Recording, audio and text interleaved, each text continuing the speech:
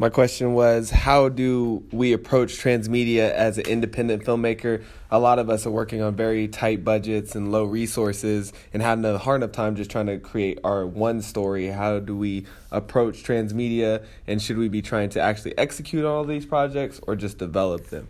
Sure. So this is a question I get a lot, is how does this apply to the independent filmmaker? How does it apply to somebody who's not Marvel or Star Wars or Harry Potter? I think that while I love Star Wars and Game of Thrones and Marvel and all the big stuff, I think this is more necessary for the independent filmmaker than even those big brands. Primarily because the independent filmmakers don't have the P&A budgets that large movies have, and they don't have the brand awareness that these large brands already have. And so if you're an independent filmmaker operating on a $100,000 feature or a $20,000 feature or doing something even more shoestring, the $7,000 feature, you have to figure out every single way possible to build audience. You have to figure out every single way possible to compete in a marketplace with not just Goliaths like Star Wars and Marvel, but everything competes against everything now. And that's what we're getting with where we are in this entertainment landscape is it's commoditized, it's oversaturated, and the competition is just competition for eyeballs. And so what's really interesting, recently Netflix, the CEO of Netflix said their biggest competition isn't Amazon or Hulu or HBO, their biggest competition is Fortnite. And they're consistently losing to Fortnite, which is a video game. And so why do they say that? It's because Fortnite, even though it's in a different industry necessarily from video games to film or television, is just taking away eyeballs. And so now filmmakers today, especially indie filmmakers, are competing not just against the other films that are in the market, that are in the festival market, or the films that are streaming, films that are in the theater. They're competing against the films that are in the theater, the films that are streaming, every film ever made, and anything that's on TV, and anything that's on Apple Music or Spotify, and any podcast that's on the podcast store, any video game on Steam, on Xbox, PlayStation, on mobile. You're competing against YouTube, you're competing against Instagram, you're competing against everything, because everything is in competition with everyone's for everyone's eyeballs. You're just competing for the attention of the consumer or the audience. Attention is the game. That's the thing that everyone's fighting for. Again, it's like the Game of Thrones. It's everybody's fighting for the Iron Throne. In entertainment, everyone is fighting for the attention of the audience. And there's so many things pulling attention. Now it's a tougher fight. And this has never been like this ever. But today, studios they release films around new video game releases. When the new Halo video game is going to drop, the studios avoid that weekend because they know anyone 18 to 30 is going to be playing Halo all weekend. They're not going to be going to the box office. So all that to get back to saying, if you're the small independent producer that has a low budget, you have to figure out a way to compete. You have to figure out a way to survive, to thrive, to exist in this market, and it's tough to outpunch everybody. You can't overpower Star Wars, you can't overpower Fortnite or any of these other things. Now you have to be craftier, right? So you can't just inundate the world with marketing, with posters, with trailers. You can't buy TV spots.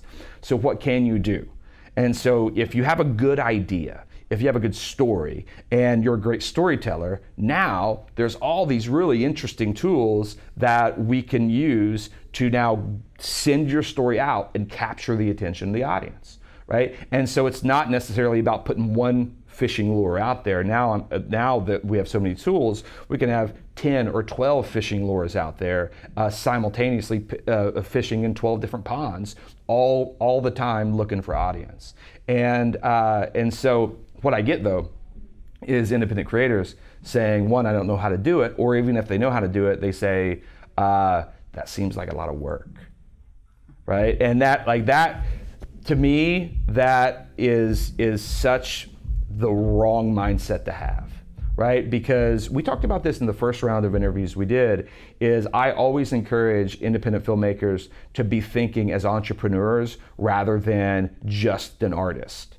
And because when you're creating IP, when you're creating, when you're launching a film, you're launching a small business. You're setting up an LLC, you're staffing it with a crew, and you're creating something. And you have to think of yourself just like the guy who's opening the coffee shop, or the woman that's opening the pizza shop, or the family that's opening the candle store down the street. You have to have that same mentality.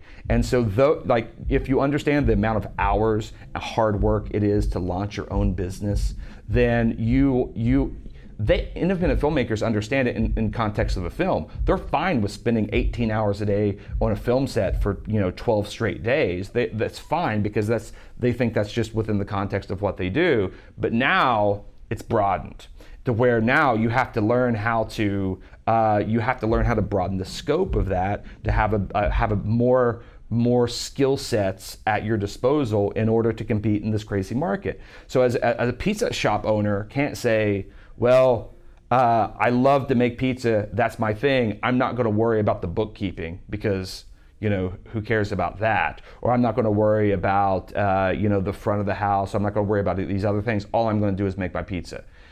The business owner, the chef may, but the business owner has to concern themselves with everything. They have to know the full scope of everything, and they have to be able to put in the hours and the work to be able to figure that stuff out if they want a successful business. And even when they do that, most small businesses fail, and they fail primarily either because of lack of quality or they don't figure those other things out, right? They can't figure out how to compete. And so it's such an audacious thing to say you want to be a filmmaker for the rest of your life. This is your dream, and what you want to do is you want to live your life professionally making movies for the rest of your life. That is such a first world crazy dream to have, which is an awesome dream. That if it's in your heart, 100% go for it. But you have to understand how rare that is and how audacious that is. And the big disconnect with especially independent filmmakers is they have this audacious dream of how they want to live the rest of their life, just making the movie, like their own movies, and that's their job forever. They have this audacious dream, but at the same time don't want to go the same audacious route to be able to put in the work to learn all the stuff you need to do to compete to make that happen, right? And what they say to me is they say, well, Tarantino didn't do that, right? I mean, Tarantino broke in, like, Beyonce doesn't do this, or like, they point to these people that, one, broke in a different era, first of all. Like we talk about how fast things change now. Like, things have changed from 2019, like 2015 to 2019, completely different. Let alone when Tarantino broke in the mid-90s, right? Like, it's not the same world, it's not the same thing. And the problem that I think people have is they look at Tarantino, or they look at Scorsese, they'll look at these people. Scorsese doesn't do transmedia, I don't need to do transmedia, right? The problem with that is you're not Scorsese. And it's kind of a tough yet. Let me just say, you're not Scorsese yet. You're not Tarantino yet, right? Like, when I was a kid, played baseball. My dad was my baseball coach.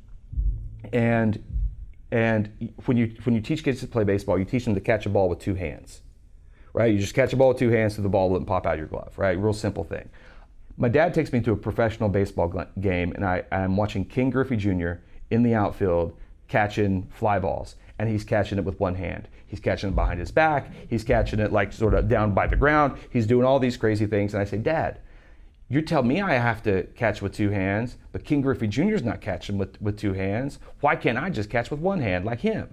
He looked at me and said, son, if once you get to be as good as King Griffey Jr., and once you make the major leagues, you can do anything you want, right? And so, but until then, you catch it with two hands. Right? And so right now, I think like independent filmmakers should not map their actions based on the super successful top cream of the crop directors and producers and writers. I think that's a mistake. As far as craft goes, 100%. map your actions after those people. Like, you can learn so much about the craft of filmmaking from Tarantino, obviously. But I'm not talking about that, because the creation of the product is just one component of what it takes to be successful in the industry, right? So you have to have sort of a collection of things, sort of a line that you need to put together to be able to have a successful IP, to be able to have a successful business. You mean, filmmakers know this. You can make the greatest movie in the world. If you don't know how to distribute it well, no one will see it. You could be the greatest writer in the world and write the greatest script, but if your DP doesn't know what he's doing or she's doing, then the film comes out poorly. Like, it takes more than just your individual talent to be able to pull this thing off. And so, when it comes to craft, map your actions with the big folks, but at the same time, understand and be self-aware of where you are in your career, and you need to say, you know what? One day I can be Tarantino, one day I can be Scorsese, but I'm not now.